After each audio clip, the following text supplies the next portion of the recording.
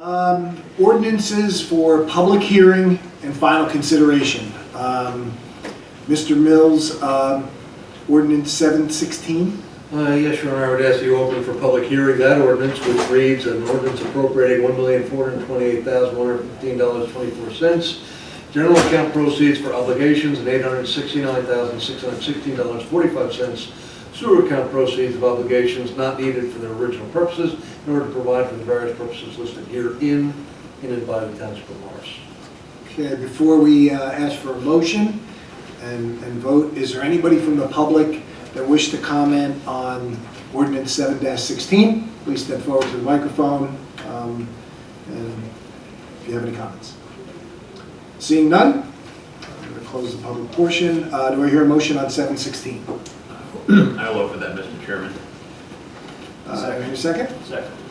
Roll call. Mrs. Johnson? Yes. Mr. Mancuso? Yes. Mr. Nunn? Yes. Mr. Sisler? Yes. Mayor Pepper? Yes.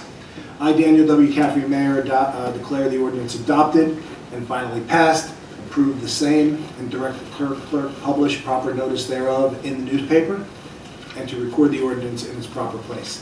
Mr. Mills, 8-16. An ordinance appropriating $4,300,000 available in sewer utility capital improvement fund to provide for various improvements referred to herein in and by the Township of Morris.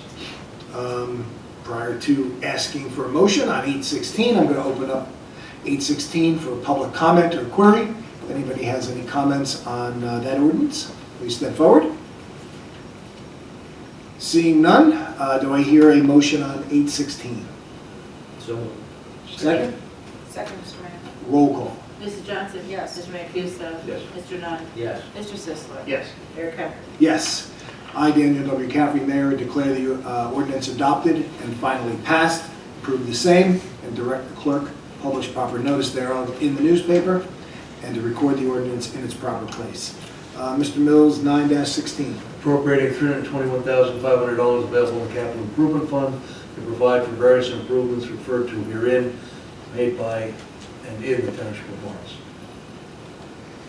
Prior to opening, prior to asking for a motion, again, anybody from the public care to comment on 9-16?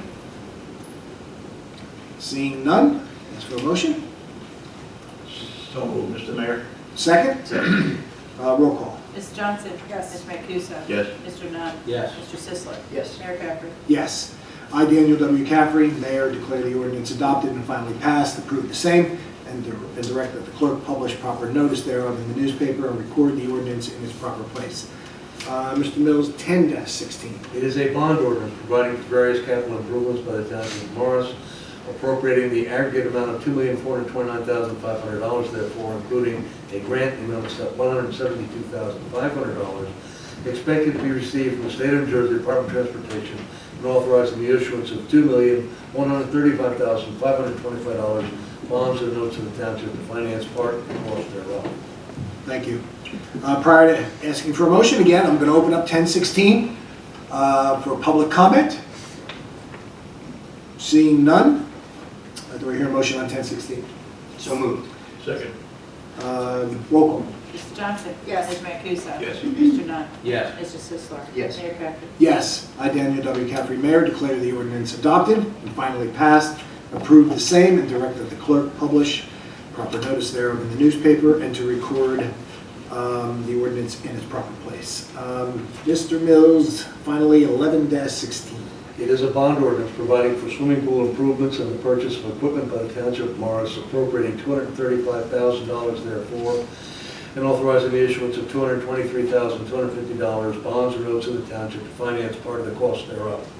Okay, thank you. Again, before I ask for a motion, anybody from the public care comment on 11-16? Good evening, Kathy Wilson, 20 Beechwood Drive. I have a couple of questions and comments about this ordinance.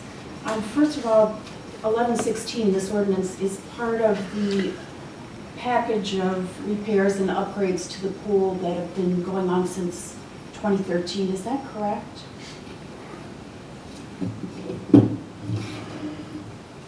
Half and half.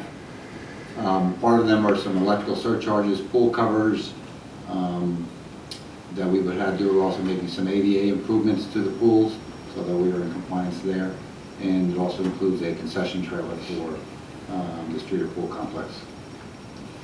Okay, so what, I'm trying to understand what the total cost is of the repairs and upgrades that have been, you know, ongoing since 2013. Do you have a projected cost on that? It's approximately $2 million per pool. Okay, so in 2013, there was a $2 million budgeted, 2014, the same thing. So this $235,000 on this ordinance tonight is in addition to that? That is correct.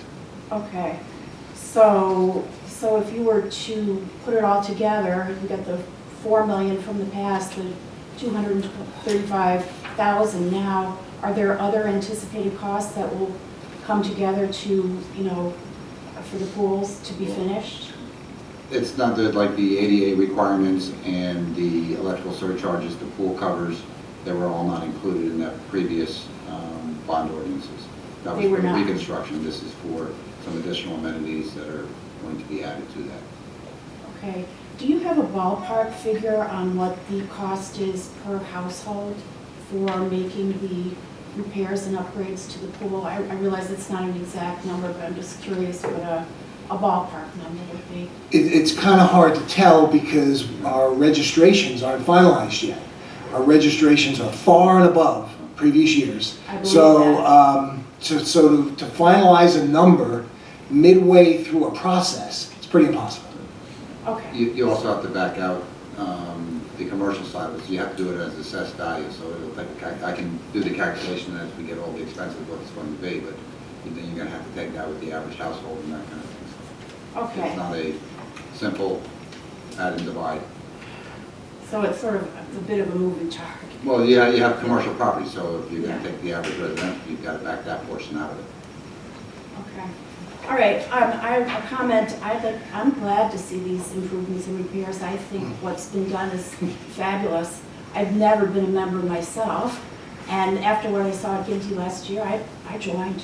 The rates are very reasonable.